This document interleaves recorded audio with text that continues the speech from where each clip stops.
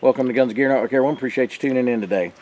Wanted to have a little brief discussion with you this afternoon about a subject called overlanding and how it can help in the prepping, bugging out, survival community.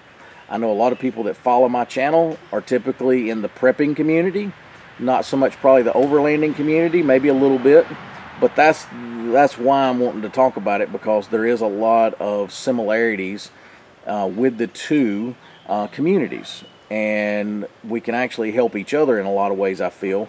But I think the prepping community, a lot of people may be doing searches trying to learn knowledge about prepping and bugging out and things like that, and they may be missing a segment called overlanding, and we'll talk about that here in a minute.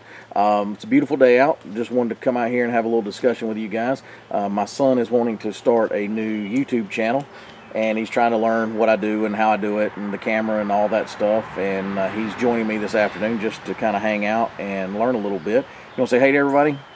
Hey guys, welcome to Guns and Gear Network. There you go. Overlanding, what is it?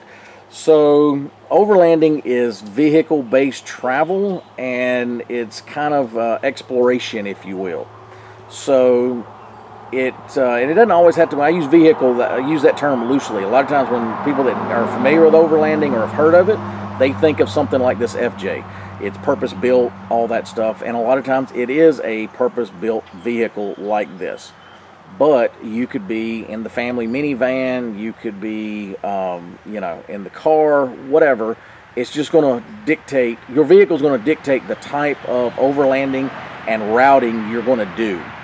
Because overlanding is a little different than camping. So camping is usually you pick a site, you know where you're going for the weekend or for the week or whatever. You go down, you unpack your vehicle, or take your backpack if you're going to that type hiking style camping. Set up camp, do your thing for that extended period of time, whatever that is, pack up and you leave. Overlanding is usually where the difference between that and camping, you're still camping, but yet you're traveling, and you're only staying usually in one spot for a short period of time. And that literally could be for a few hours or an overnight, and then you're moving on to another location, and you're kind of exploring along the way, taking in the sights, taking in the adventure. And the part of that adventure could be just simply traversing the terrain that you're getting to, because it's part of, you like enjoying the four-wheeling part of it.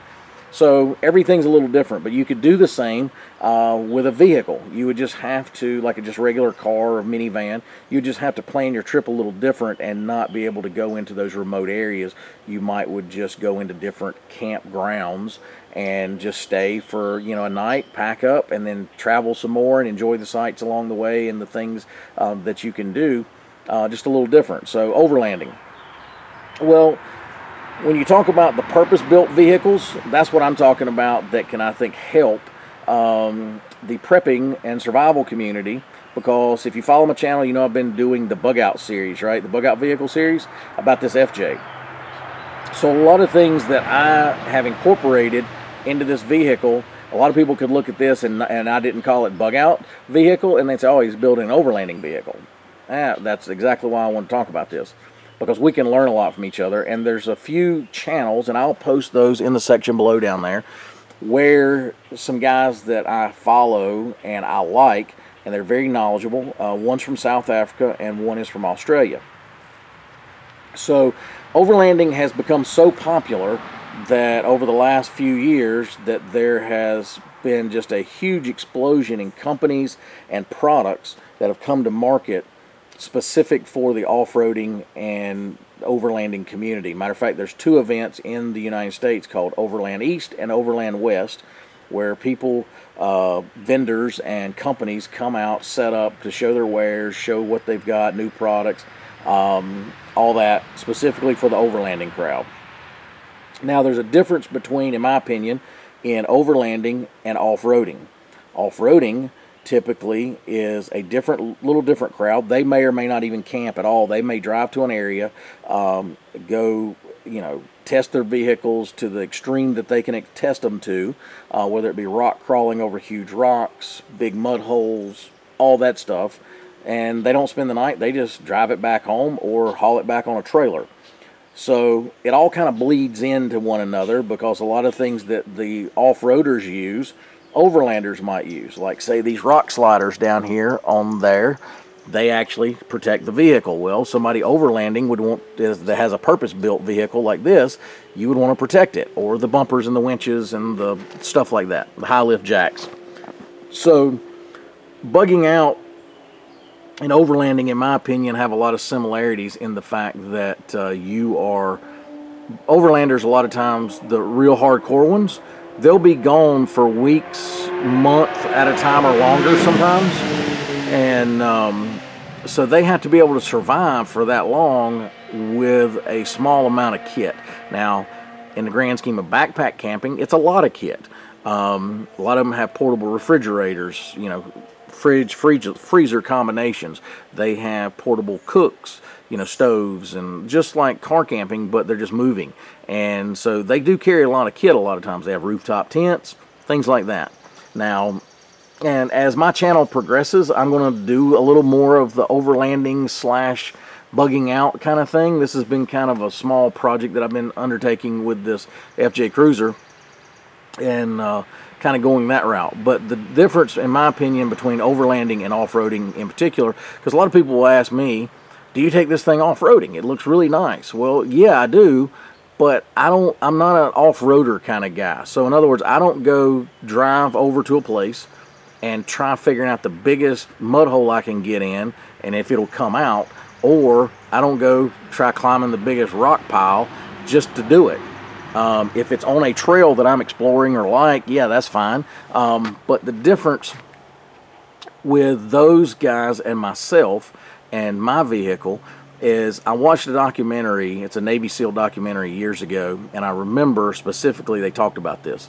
And they had a kind of a dune buggy style vehicle, so it was purpose built, right? It carried, I think, 4 total SEALs, and it was for small missions, and it had all kinds of things and cool gadgets bolted to it and whatever. And they talked about going to target. They're very careful with that vehicle, so they don't test it to its limits on the way to a target. Now, and they said the reason they don't do that is because they want a reserve. In other words, they want to be able to save that vehicle to when they need it, is when they're trying to extract from their target. They're trying to leave, get away. They've done their damage, and now all hell's breaking loose, and they need to get back away from that target, because maybe they've called, you know, more reinforcements that's bigger than what they've done their duty or their mission by taking out a certain target, whether it be a hard target, soft target, whatever that is. Now they need to get back in a hurry, right? So they've been real careful with the vehicle on the way there.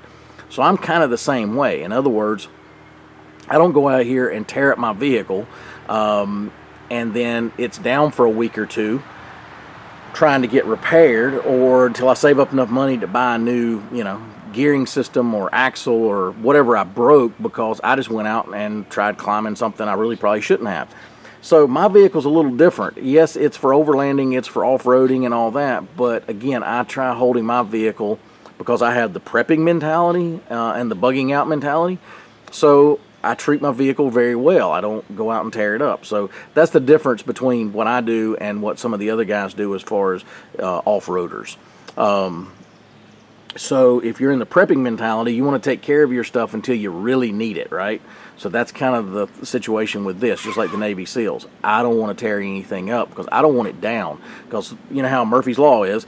If the vehicle's down because I went to wherever and tore it up for the weekend, and now it's sitting in my, you know, garage or sitting over at my mechanics for the next week trying to get fixed, next thing I know, I'll need this vehicle specific for bugging out or whatever. I don't want that to happen. It's not that I'm not going to enjoy the vehicle. So that's my point. There's a couple guys in particular, like I said, from Australia and South Africa that I'm going to link to, that I think you ought to follow. And all the overlanding companies and video people and YouTube people, be sure to check them all out. Again, some of them are great. So it's just like prepping or anything else. Some are great. Some, don't really know a whole lot and still have a YouTube channel. But there's two in particular that I follow, and they have a great following, very knowledgeable guys. And I've linked to one of them in particular, Ronnie Dahl, out of Australia, Western Australia, actually. I've actually linked to some of his videos in my section below to help people look at certain things like the recovery boards. I think I linked to him because I was just demonstrating the recovery boards that I got in and a little bit about them, but yet I gave his video as a reference to, he does a video I think called 10 Things You Can Do with a Recovery Board. So, but anyway, overlanding. Pay attention to it. Pay attention to what's going on. If you can go to an overlanding event, be sure to do that, because as a prepper, I think you'll enjoy and get some insight in some things, and I think you'll get some knowledge. I think you'll learn some things because their systems are really good. Not all of them, but a lot of them are, and the way they do things, because it's very similar to a real-life bug-out situation. So pay attention to that. But anyway, guys, just want to kind of briefly talk to you this afternoon about that and what it's about, and just give you some insight into that community that you may not have heard of, but you've heard of it but didn't understand it or whatever. So anyway, guys, appreciate you tuning in. If you got any questions, you can post those below. If you want to start a conversation about overlanding or anything, put that in the comment section below. We'll talk about different things, questions you might have, experiences, things like that. That's always helpful for others that watch these videos, is those discussions. But anyway, guys, appreciate you tuning in. If you have any questions, post those below. As always, like, share, and subscribe. Bring another video shortly. Have a great day.